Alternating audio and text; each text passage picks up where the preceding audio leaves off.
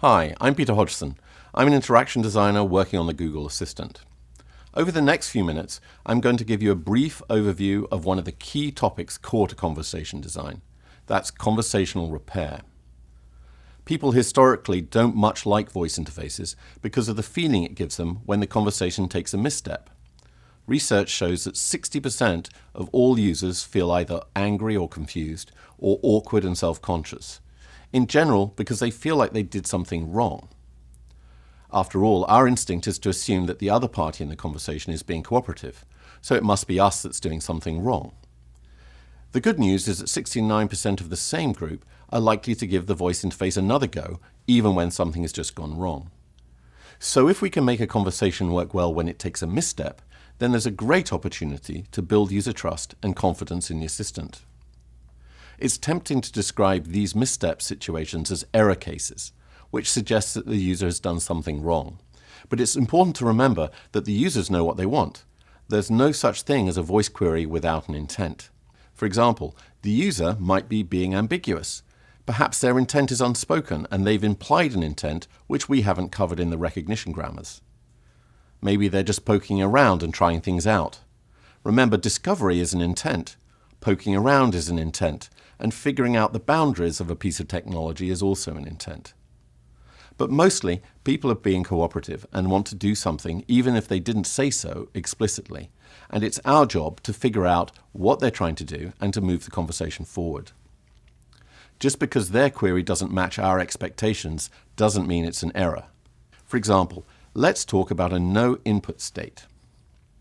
When the assistant prompts for a reply, it opens the microphone for a short period of time, listening for a response. If there's no spoken input detected within a number of seconds, the assistant closes the microphone again and will re-prompt the user. It's easy to label this situation as a single type of error based on a technical description, but there are many reasons why the user might not reply to a prompt before the microphone is closed. They might have been distracted or changed their minds, or perhaps the options presented don't match their expectations, or they've simply hesitated too long. In each of these cases, the assistant might say something slightly different depending on the context.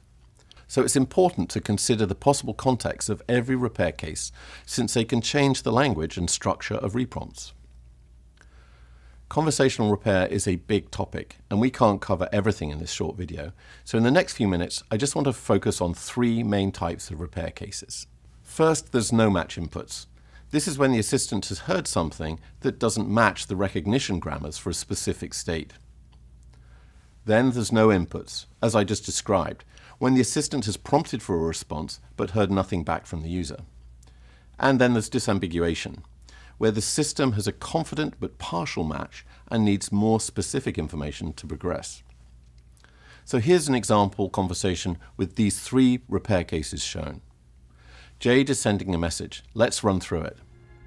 Hey Google, send a message. Sure, who do you want to message? Hey hun, can you turn down the TV, please? Who do you want to message? David. Which David? Is it David Singh, David J, or David Brown? David Brown. The first misstep is when the assistant has the mic open and the grammars are listening for a specific contact name. Sure, who do you want to message? Hey hun, can you turn down the TV, please? Who do you want to message? This is a no-match case. Since it's the first time in this conversation that the assistant hasn't understood the user, we would try the lightest touch repair in much the same way as we would in natural human-to-human conversation. It's the equivalent of saying, "Huh? Say that again?" We call this a rapid reprompt. The second case is when the assistant hits a disambiguation state. Who do you want to message? David. Which David? It has a confident match, but it's ambiguous. The input matches more than one contact name, so prompts for more specific information. As this is the first repair in a disambiguation, we might also treat it quite lightly. After all, the user knows their contacts and who they meant. The assistant just needs a bit more information. And the third repair is a no-input timeout. After the last prompt, the user hasn't said anything, or the assistant hasn't picked up the user's speech. They may have left the room or missed the question. But the system is still in a disambiguation state, so the strategy here is to help the user make a choice by escalating the detail in the prompt. In this case, it's by presenting the specific Davids from Jade's contacts list. Is it David Singh, David J, or David Brown? David Brown. So here are those cases again. In a multi-step conversation, every time the assistant prompts for a response, the conversation designer needs to consider all of these possible repair cases. The goal is to always move the conversation forward as naturally as possible, but we can't keep reprompting forever. So we've got to consider the maximum number of attempts that are reasonable in each conversation and provide ways out of the conversation when we reach that limit. And remember, if we have to keep on asking, then the chances are we've got something wrong. The user is most probably trying to be cooperative. It's up to us to help them out.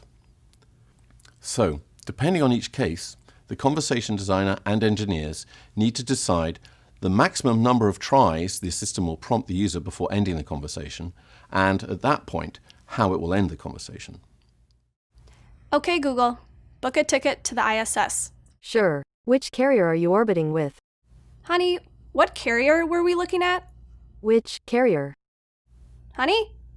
To make a booking, I'll need to know which carrier you're orbiting with. For example, NASA or SpaceX. Or you can say cancel. What? Since I'm having trouble understanding, go ahead and tap a carrier name on the screen. So in this case, the assistant has tried 3 times to get the name of the carrier without getting a recognizable answer. That means the system had to manage 3 no-match cases, one after the other. What you've heard is one example of how you might construct a repair strategy for this case, and we can break it down like this. No-match 1 is treated as a rapid reprompt. In no-match 2, we're escalating the detail in the prompt to clarify the type of things we're expecting the user to say. We've also provided the user with an escape option in case they've changed their minds or just want to stop the conversation. By no-match 3, we could just end the conversation, or alternatively, we can give the users the option to make an explicit input by using the touch screen. But remember, for all conversational repair, prevention is better than cure. An iterative design process and formative user research around the user's expected language will inform your design of the most likely things that users will say at any point.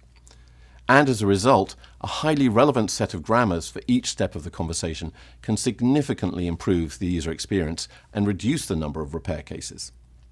I've just touched on a couple of examples here, and I want to reiterate it's important to recognize that every conversation will warrant its own strategy. If you want to find out more about conversation repair, I highly recommend you visit Google's new Conversation Design Guidelines. And check out the other videos on conversation design in this series. Thanks for listening.